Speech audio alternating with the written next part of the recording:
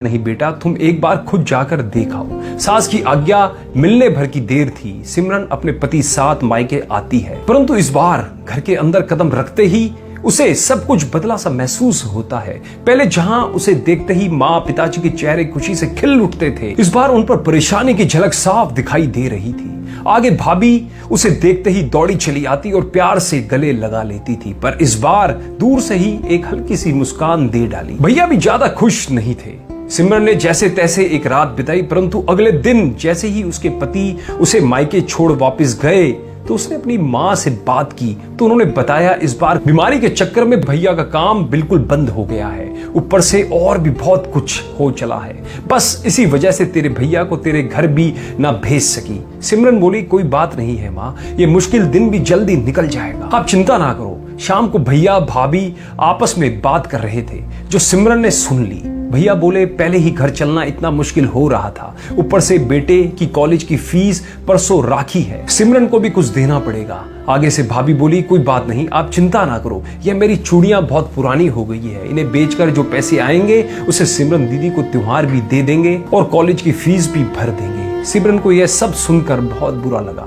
वह बोली, भैया भाभी ये आप दोनों क्या कह रहे हो? क्या मैं आपको यहाँ तंग करके कुछ लेने के लिए ही आती हूँ? वह अपने कमरे में आ जाती है। तभी उसे याद आता है अपनी शादी से कुछ समय पहले जब वह नौकरी करती थी तो बड़े शौक से अपनी पहली तनख्वाह लाकर पापा को दिया करती थी और उसके पापा कहते थे कि अपने पास ही रख ले बेटा, मुश्किल वक्त में ये पैसे काम आएंगे। इसके बाद वह हर महीने अपनी सारी तनख्वाह बैंक में जमा करवा देती थी। शादी के बाद जब भी मायके आती तो माँ उसे पैसे निकलवाने को कहती, पर सिमरन हर बार कहती अभी मुझे जरूरत नहीं है, पर आज उन पैसों की उसके परिवार को जरूरत है। वे अगले दिन ही सुबह भतीजे को साथ लेकर बैंक जाती है और सारे पैसे निकलवा पहले भतीजे की कॉलेज की फीस जमा करवाती है और फिर घर का जरूरी सामान खरीद घर वापस आती है। अगले दिन जब भैया के राखी बांधती है तो भैया भरी आंखों से उसके हाथ 100 का नोट रखते हैं। सिमरन मना करने लगती है तो भैया बोलते हैं, ये शगुन है पगली, मना मत कर। सिमरन बोली, भैया बेटियां मायके शगुन के नाम पर कुछ लेने नहीं बल्कि अपने माँ बाप की अच्छी सेहत की कामना करने,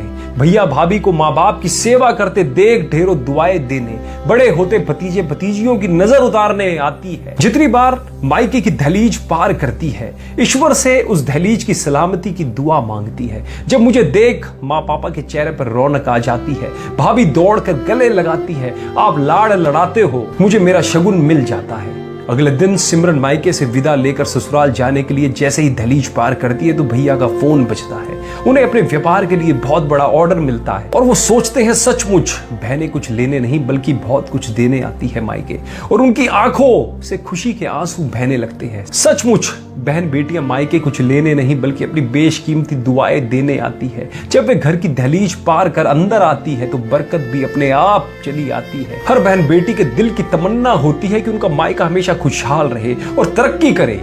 मायके की खुशहाली देख उनके अंदर एक अलग ही ताकत भर जाती है जिससे ससुराल में आने वाली मुश्किलों का डटकर सामना वह कर पाती है। मेरा ये छोटा सा वीडियो सभी भाई बहनों और बेटियों को समर्पित है और साथ ही एक एहसास दिलाने की कोशिश है कि वह मायके का एक अटूट हिस्सा है। जब मन करे आ सकती है और जब मन करे जा सकती है। उनके लिए घर और दिल के दरवाजे हमेशा खुले रहेंगे। दोस्तों, उम्मीद करता हूँ इस कहानी ने भी आपके दिल को छुआ हुआ। यदि छुआ हो तो अपने सभी दोस्तों के साथ, भाइयों के साथ, रिश्तेदारों के साथ इस कहानी को ज्यादा से ज्यादा शेयर जरूर कीजिएगा। धन्यवाद।